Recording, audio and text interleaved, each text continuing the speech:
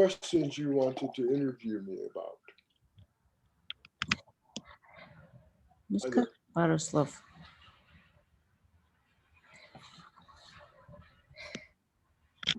Давай я. So Svetlana, she will tell a couple of words. She actually was the initiator of the interview.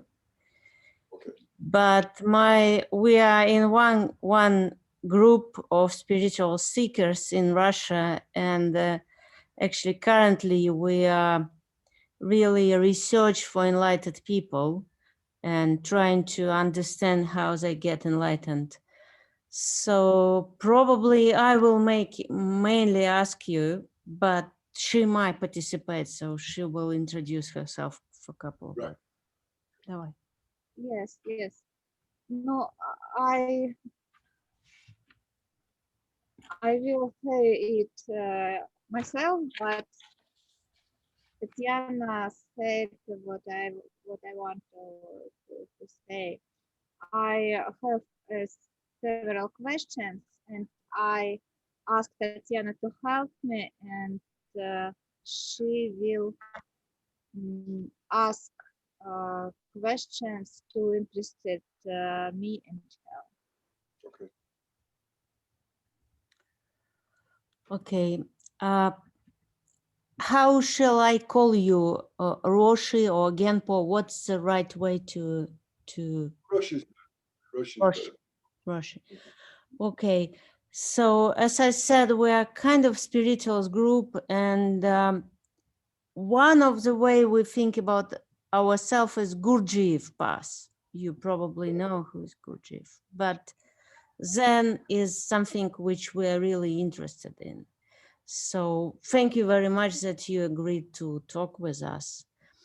And we will be very grateful if you can tell us your story, like how did you get to spirituality and why Zen, and how did you get enlightened? Okay, so it was way back in February of 1971. So it's almost 50 years next week. And I was having some difficulty in my life, in my relationship with my partner. And I decided to go out to the desert and be with some friends, two friends, and spend some time just contemplating my life. So they went on a hike and I walked to the top or hiked to the top of a mountain. And I sat down on this mountain and I was thinking about my life. I was 26 years old. I had been married and divorced, and I was in my second major relationship and it wasn't going so well. So I started to ask the question, what's happening? What's going on with me? And I could see my vehicle, my VW, Volkswagen camper, parked miles away. And I started questioning, where is home? Because home was for the home. Yeah, I understand. Home was for me in the vehicle, but of course it was back where I lived in Long Beach. And I had this spontaneous awakening. And in that awakening, I realized, or I became one with everything, one with the cosmos. I became the whole creation and all the creator and all creations. All separation disappeared. It was a very profound experience, very big awakening, changed my life, transformed my life. When I met with my friends later that afternoon, my friend was a psychologist and had a PhD in Jungian analysis from Santa Barbara University. And he said, you had a Zen awakening. So I said, what's Zen? He said, well, it sounds like you are Zen. How you're speaking is like a Zen master, because everything flipped for me. So then I began to read about Zen. So first time I started to read about Zen. Well, one thing to pinpoint, did you answer the question about home? Yeah. During this awakening? And how? I'm always home. I never leave home. This is home. Okay. Yeah, in fact, all questions seem to be answered. And you stopped that you began to read books about Zen? I began to read books like Siddhartha by Hess, Herman Hess. I began to read books on spirituality and psychology. I began to read everything I could. I read Jung, I read Freud, I read Maslow, Eric Fromm, I read, what's his name, founder of Fritz Perls. I read biography of a yogi, D.T. Suzuki. I read them all, everything that was out to print back in '71. There wasn't a lot on Zen. And I realized that my understanding matched Zen better than it did any of the others, better than Tibetan or Hindu practice. It was more of a Zen experience. So that's how I pursued Zen. Found my teacher a year later. I lived for 1 year as a hermit in the mountains alone. So I didn't see anybody for about 4 months. And then was sitting out there and invited people to come out the last few months I was there to sit with me. And one gentleman who came out, he was an older man, introduced me to my teacher then, become my teacher, Maizumi Roshi. That was in 1972, and I studied with him until he died in 1995. And became his second heir or successor. So just to pinpoint, so you were living in a hermitage in mountains? In the mountains in California. In California, where? In Sierras or where? No, it's on the West Coast. It's called Santa Margarita. It's the San Jacinto Mountains, Santa Margarita Mountains, I think. But it was up by San Luis Obispo, up there. And I had a cabin that I was allowed to use for a year. And this cabin was 5 miles from anybody, 10 kilometers from anybody. So I was really alone. The only person I ever saw up there before I invited people up was a cowboy who came by on a horse and said, "Have you seen any stray cattle?" And I said, "No, I haven't." And he tipped his hat and rode on. And you did it for meditation, or what was the purpose? I was meditating 3-4 hours a day and chopping wood, carrying water, living alone. It was a very, very powerful year because I became very self-reliant and independent. But what was the main purpose for that? To be alone and to meditate. Be alone. I had to be alone. It got so bad. I mean, literally, as much as you have to eat when you're starving, I had to be alone. I needed to be on my own. I needed to be away from crowds of people. I was, raised in LA. So, you were raised in LA. Yeah, I know California more or less. And what is, I still didn't know this place, but what's the main closest city to it to understand where is that in California? Where I was, Yeah. Halfway between Los Angeles and San Francisco. Yes. That's where it was. Okay. Okay.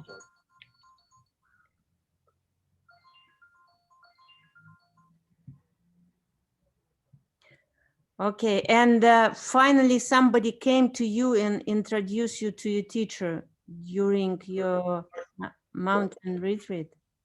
Yeah. So he also was in the mountains somewhere nearby?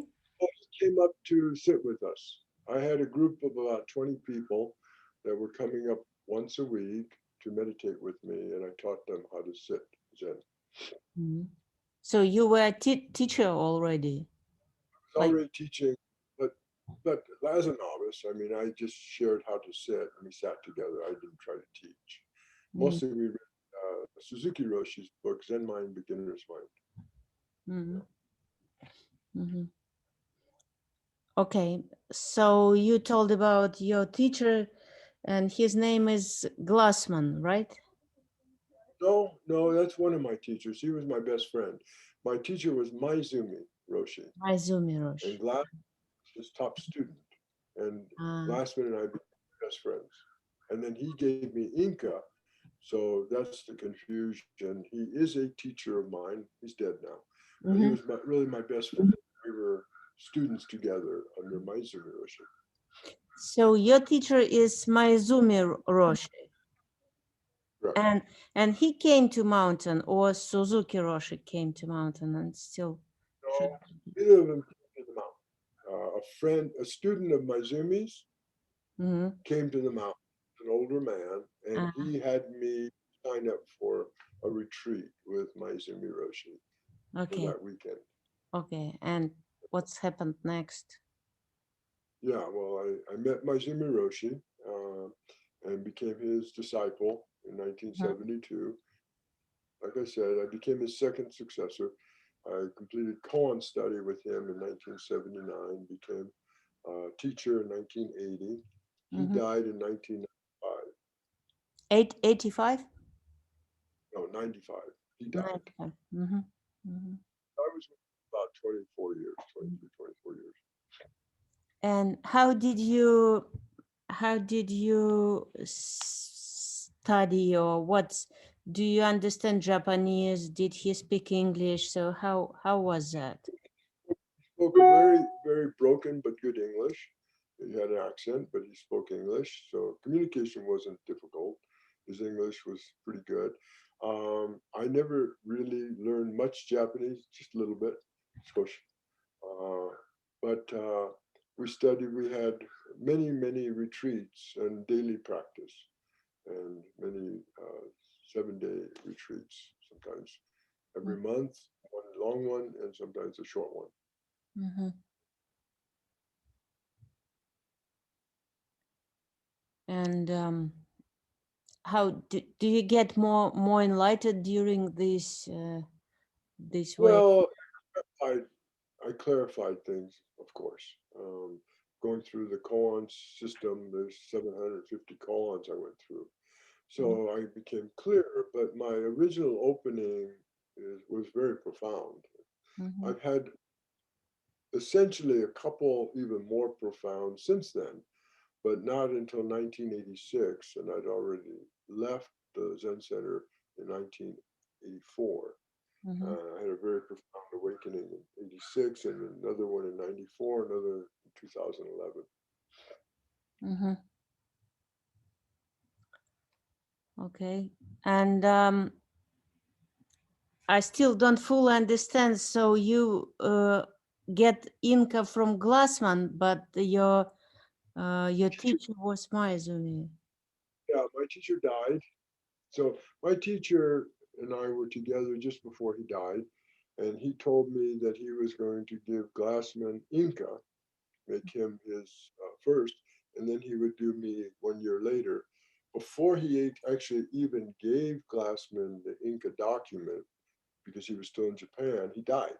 He died that night. So he never actually was able to literally give it to him, but he had already made it out. And so Glassman received it from Maizumi Roshi's brother. Mhm. And then a year later, Glassman followed Maizumi Roshi's wish and gave me Inca in 1996.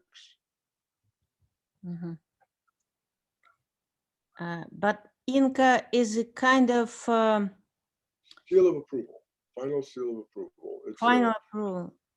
The approval of your enlightenment, or approval that you are teaching tradition? both. Both.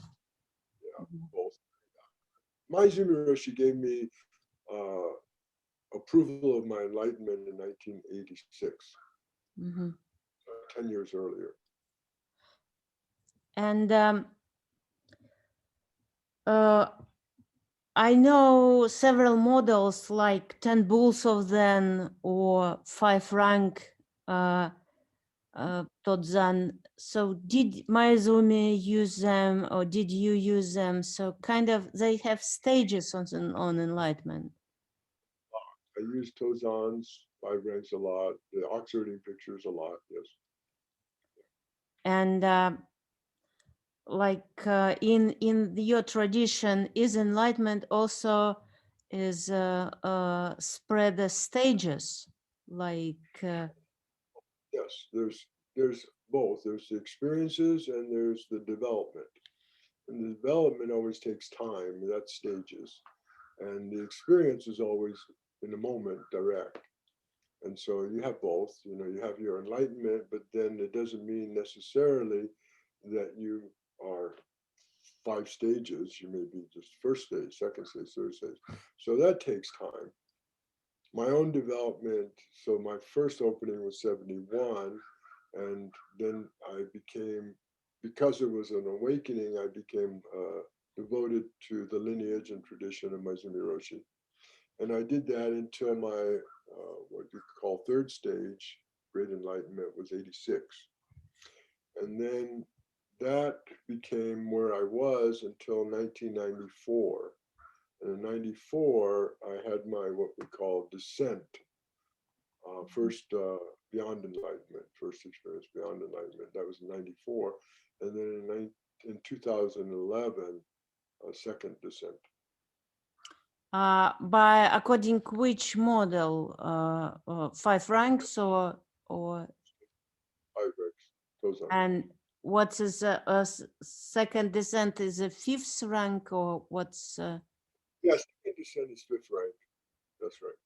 so second descent it's a 5th rank, and first descent it's a 4th rank.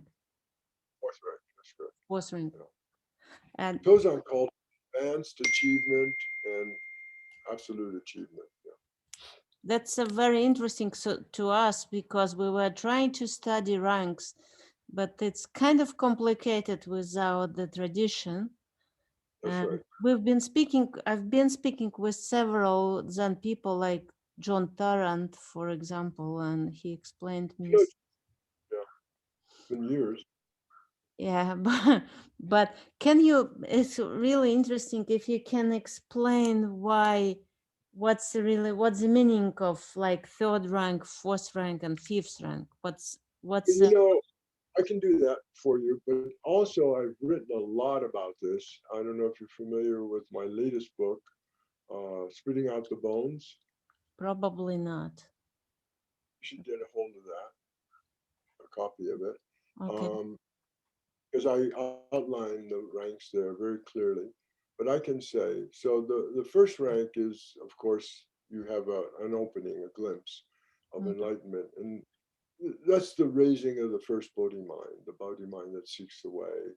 And you get into, if you find a teacher and a lineage, you put yourself in that and you surrender or submit to the teacher and the lineage. And that's the second rank. And that process goes on forever, of course. You're always surrendering and you're always, in a way, submitting to the lineage and the tradition and the Buddha. The third rank is called the absolute, and that's great enlightenment or the great death, Daikensho. And that, in my opinion, when that enlightenment happens, we become completely deluded in our own enlightenment, because at that point, no others exist, no self exists. It's just absolute. But there's a tendency to be stuck in that third stage and ignore the law of causation, karma. And I did that. And when you ignore the law of causation, it does eventually catch up with you. That catching up with you can be the cause of the first descent, coming down off the mountain, and the fourth.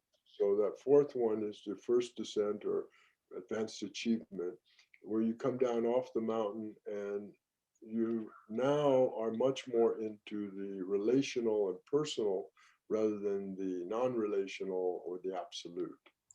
And so I actually had an argument with my teacher in 1995, just before he died, where I'd given a talk at Green Gulch Farm, which is a monastery by Suzuki Roshi. And in that talk, he said I was very personal. And I said, well, there's nothing but the personal. The absolute is just delusion. Mm-hmm. In other words, the absolute doesn't exist, of course, because it's non-existence of all things. So I had this fight with him because it was very personal, and he was right. It was very personal. I talked on a very personal level about the future of the Dharma in the West. It was to Japanese Roshis. Let me turn this off.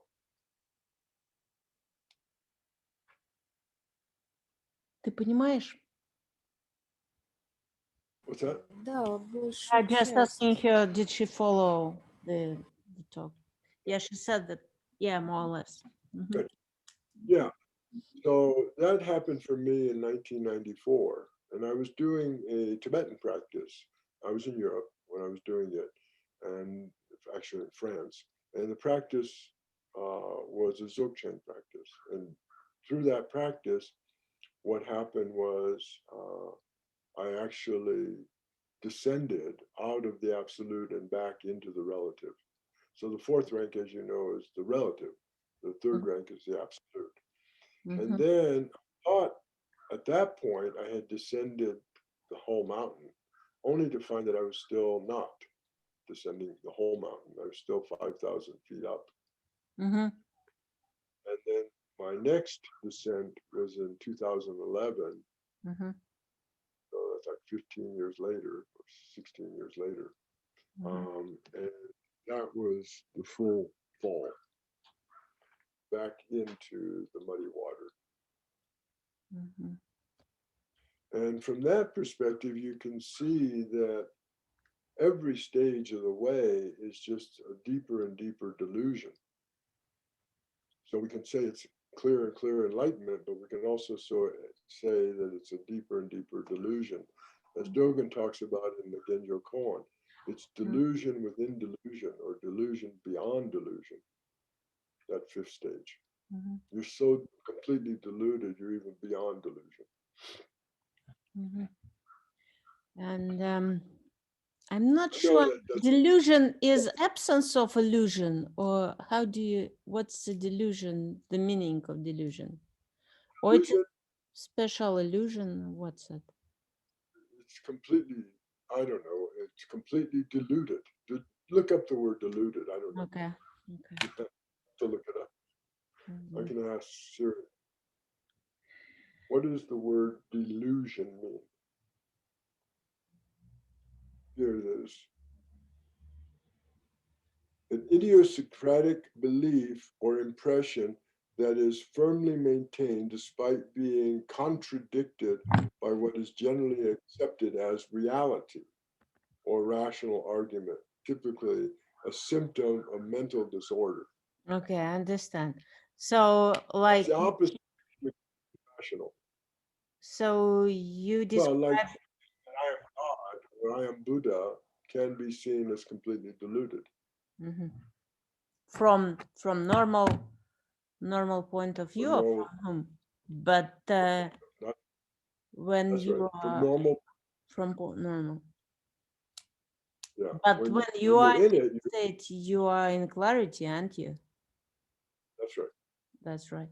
Okay. Is it correspond somehow to the koans, all the system? Like, did you solve some koans and begin some kind of? Well, we went through all the koans of our system by 1979. So I started koan study in 73 with Maizumi Roshi's teacher, Kori Roshi, and Maizumi Roshi. In 72, Kori Roshi. And then I completed koans in 79. So it wasn't, there was no correspondence between your enlightened stages and koans. There isn't. You can go through all koans and not be at fifth stage. Why? How? Isn't it koans? It's the method. Koans require enlightenment, but they don't require the descent necessarily. So there's some koans, like, I don't know if you're familiar with koans, but like Some. Joshu, when the monk comes to Master Joshu, and Joshu at this point was somewhere between the age of 80 and 120. And the monk comes says, I came here expecting to see the great stone bridge of Joshu, and all I see is a broken down wooden bridge. Where is this great stone bridge of Joshu? And Joshu says, right here. Mhm. And he says, I don't see it. He says, it's for asses and donkeys like yourself to cross over. Mhm.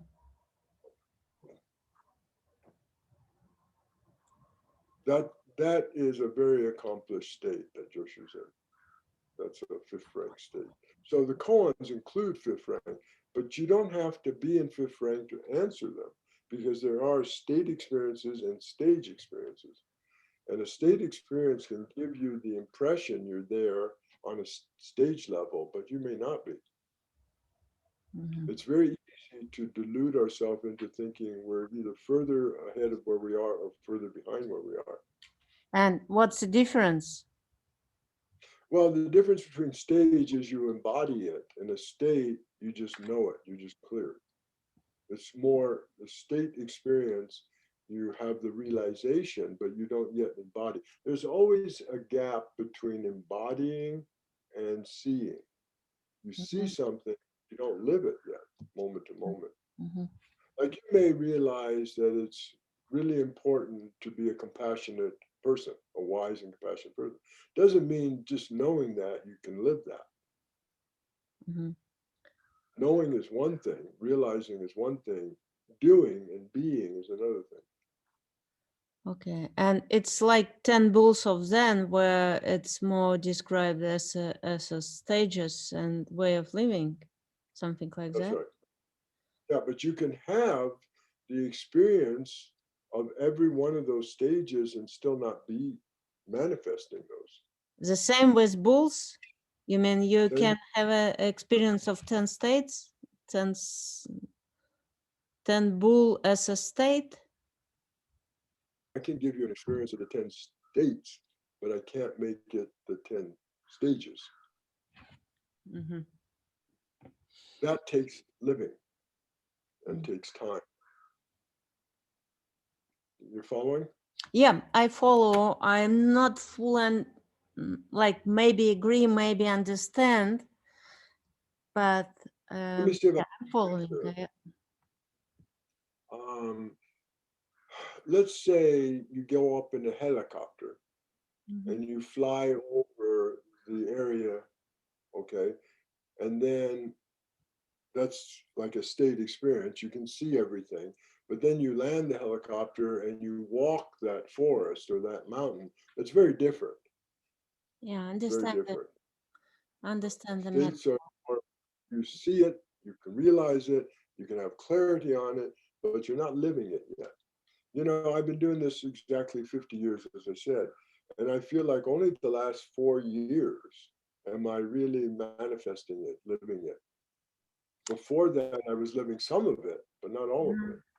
Right, but in description of a stage, it could be included, for example, that I am driving helicopter, right? Yeah.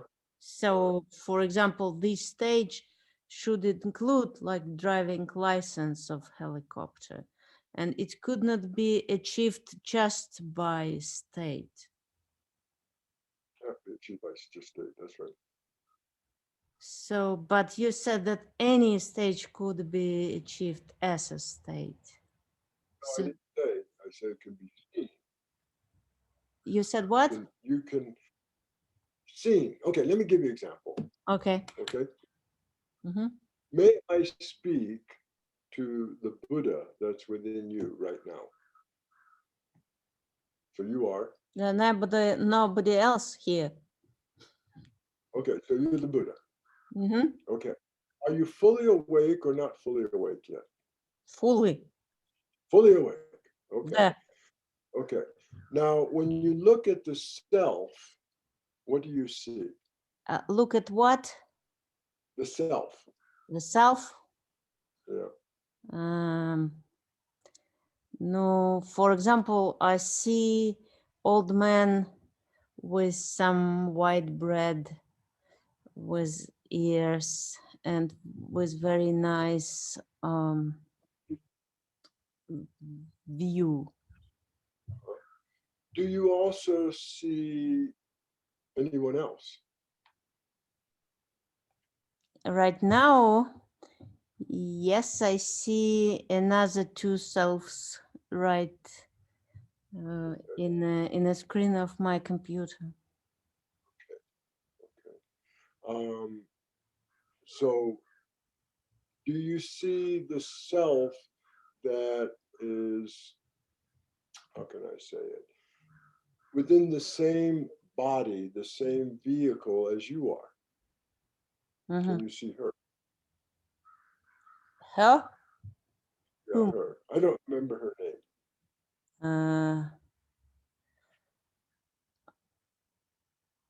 Whom you want me to find? Yeah, the self. Can you find the self? Maybe you can't. Yeah, just found one and two more. Okay. Yeah. So as the Buddha, do you have any suggestions for anybody? How to attain to you, how to realize you, how to become you or be you?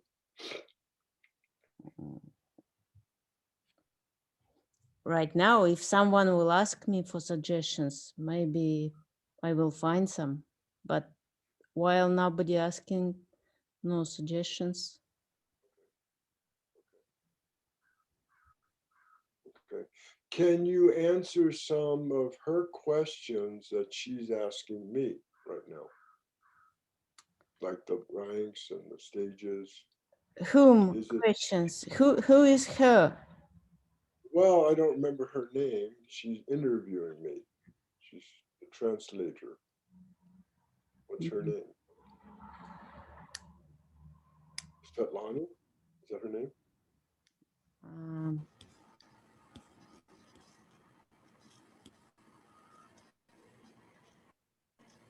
I don't know. Maybe too difficult.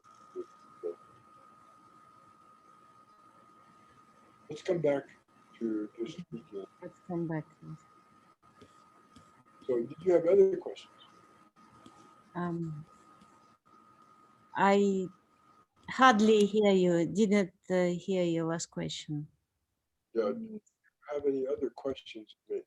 Yeah, I have several questions about your teachers, and if you, okay. Sure. I've read some critical things about Mayazumi, that he was alcoholic. So how could you comment on that? Is it How the could I? same? He was alcoholic. Yeah, he loved to drink. You know, he's Japanese or was, and the Japanese love to drink, and everybody, all the men there, especially his family, are all heavy drinkers. But it didn't affect his wisdom. When he was drunk, though, it was difficult to be with him when he was drunk because he was a very tough teacher. Lots of pushing, you know, What, aggression. for example? Well, like he said to me one time, he looked at me and he said, "Genpo, I don't trust you." Mhm. And he looked at the other student next to him and he says, "I trust him." Mhm. He just looked at me. He said, "I hate you. I love him." It's tough when you're a student to hear that kind of thing. And So when he was drinking, how did you understand that? well, he didn't trust me. He didn't on that level. So he was a tough teacher, but he did drink a lot, but he didn't drink during the week. He drank every weekend. Mhm. But But anyways, it's not he clear. he was a good teacher, but he was also an alcoholic. But still, you know, being Russian, it's not really easy to understand. How could it be enlightened person alcoholic? What for enlightened Buddha will drink? Yeah, that's kind of naive. Yep. You have this idea that an enlightened person is a superhuman being. Mm-hmm. Yeah, well, that's your delusion. Why? Why it's delusion? Well, Why that it's means, not the truth? that means that means you can't be, if you're a natural, ordinary person, that you can't be enlightened. No, And yes. since we know all sentient beings are enlightened, that would exclude anybody who's alcoholic. No, if I've been alcoholic and become enlightened, there is no need for me to drink. You're an enlightened alcoholic. You know, I don't drink, but I did at times. I drank with my teacher a lot. It doesn't mean that my clarity is different or anything's different, except I choose not to drink now. My teacher chose to drink. But what for? He loved it. No, if he is Buddha, what for to drink if he get everything already inside him? Hmm? No Buddhas drink.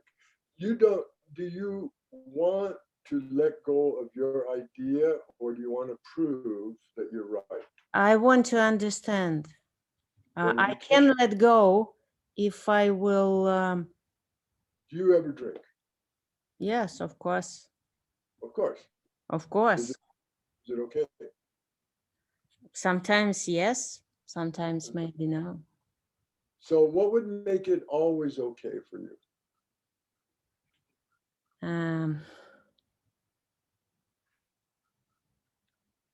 But nothing, just me, Just you. just me. Yeah, and that's how it was for my Roshi. He was okay with it. Okay, You know, and you. many great teachers drank a lot. You know, Trungpa Rinpoche, I spent a lot of time with Trungpa since the 70s, and he was always drunk. But yet he was a great teacher. But how do you know that he is a great teacher? Well, you either know or you don't. It takes a Buddha to recognize a Buddha, and Trungpa was a great teacher, and so was my Roshi. Mm-hmm. You can feel their wisdom. You can smell it. You can taste it. Mm-hmm. It doesn't mean, though, that they didn't have problems. You know, What does it mean in this case? they're human beings. Now, I don't know that much. I know a little bit about Gurdjieff's teaching. Mm-hmm. I don't know that much. But I doubt if he says you have to be completely pure to be enlightened. You are free. You should be maybe not pure, but should be free. In this sense, you could not be alcoholic in sense of attachment to the alcohol. If you are enlightened, you're kind of free person.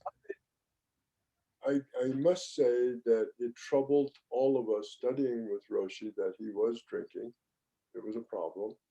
But in the end, in fact, my enlightenment in 1986 was accepting him as he was. Mm-hmm. Up until then, I had ideas that he shouldn't drink so much. Mm-hmm. 86, I realized because he's human being, I can be just a human being. I don't have to be a Superman. Mm-hmm. So it really helps a student if they can drop their concepts or ideas of what is right and what is wrong and just totally become one with the teacher. Okay. Mine has a question about Glassman. You said you've been a friend of him, right? He was my best friend for many years. Mm-hmm. And I've read that he had something like a cafe in New York where he was giving people the food. Can you describe it more fully? Because we have a project, somehow Russian house in Russian River in up north San Francisco, where we practice something very close to that. But I just recently found out this information, so I'm interested in this story. He lived in the Bronx, New York, Mhm. and he ran into a lot of people that were homeless and needing food and needing housing. So first they opened a bakery and to make a living, but they gave food out for free every day, Mhm. Mhm. bread to the homeless. And then he opened a chocolate, not a chocolate factory, but he was making, yeah, I think he was, what was he, making the chocolate, yeah. And Ben and Jerry's bought the chocolate from them. And so the Ben and Jerry's ice cream and in that time yogurt carried the chocolate from him. So he then started doing housing for the people who were homeless, and they created housing. And then they started finding jobs for the people that were homeless and didn't have jobs, and they started educating them. And then they took care of the children. So while the people went to work and educate, the Sangha took care of the children and did like a nursery or whatever you call it, creche. Mhm. So he answered the needs of the people in that community of the Bronx by seeing what the needs were and then tried to work with those needs and do social activism. Did you participate in this project? No, not so much in that. No, no. I lived in California at that time, and he was living in New York, so Mhm. not so much. And is it still existing? It is still existing, but to what extent, I don't know. He died 2 years ago, November. Mhm. I was with him before he died, and he had had a stroke, and then he was dying of cancer. He died about a month after I visited. Mhm. Okay, понятно. Now, I do have a few more minutes, but then I have another. Yeah, yeah. Okay, well, we'll be short. So,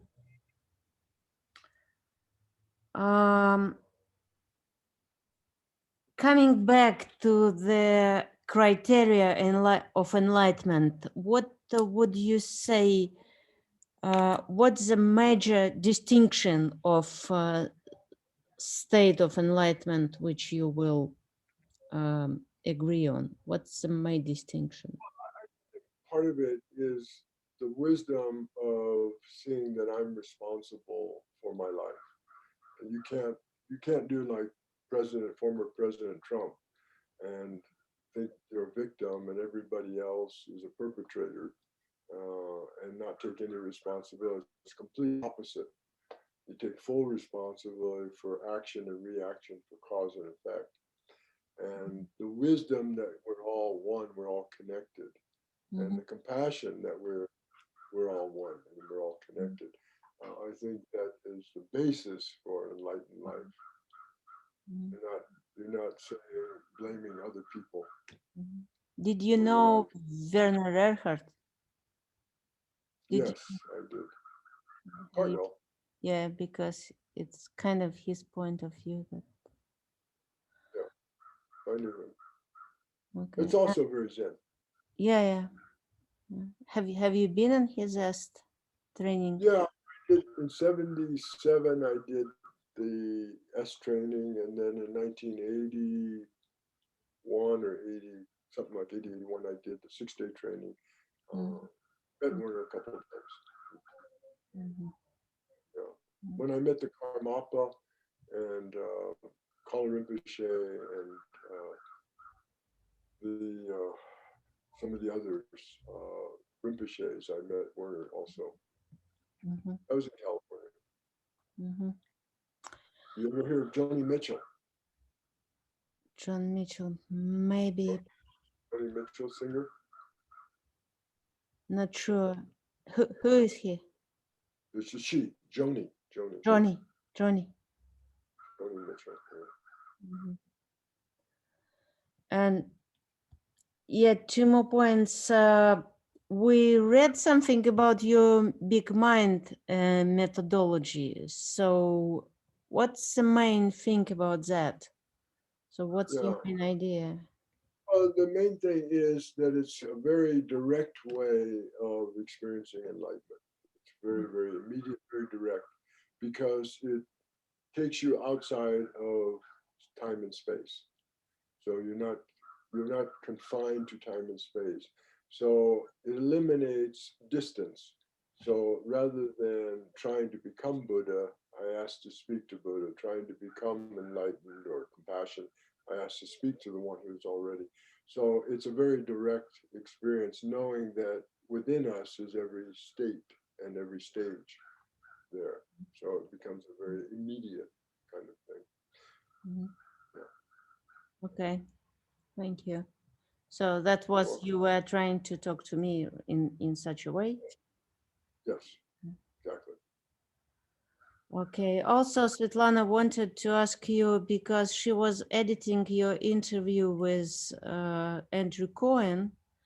Actually, I was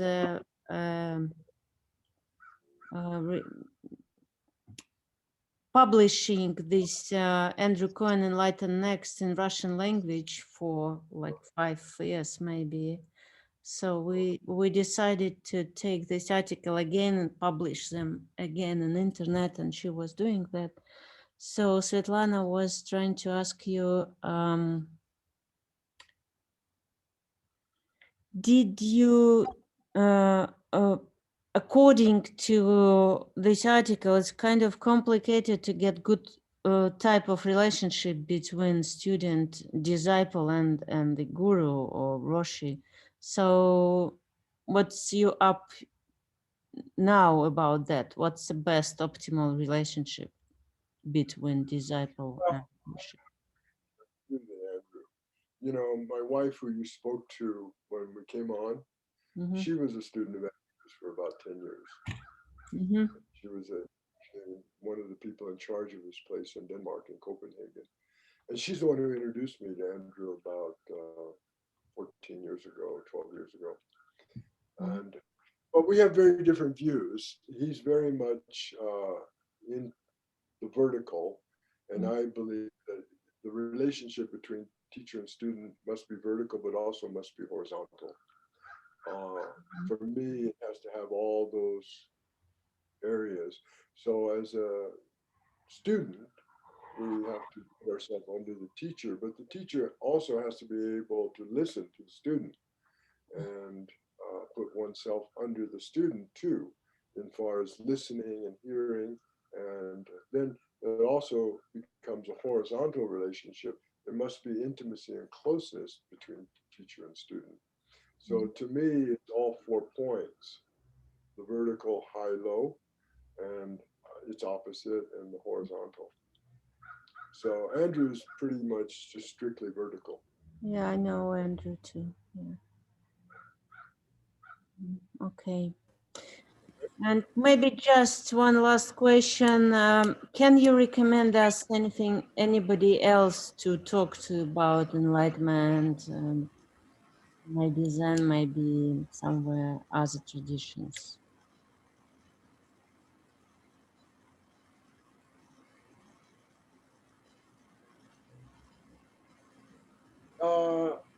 Yeah, my first successor, GenPo Роши, in Paris. Probably contact her. Yeah, she has I didn't fully hear the name, but will you write to us? ГенPo Роши. Okay. Catherine Agis. Okay. Okay. Спасибо. Thank you very much. Thank you. ГенПо, thank you. You are both welcome. Okay. Bye. Take care.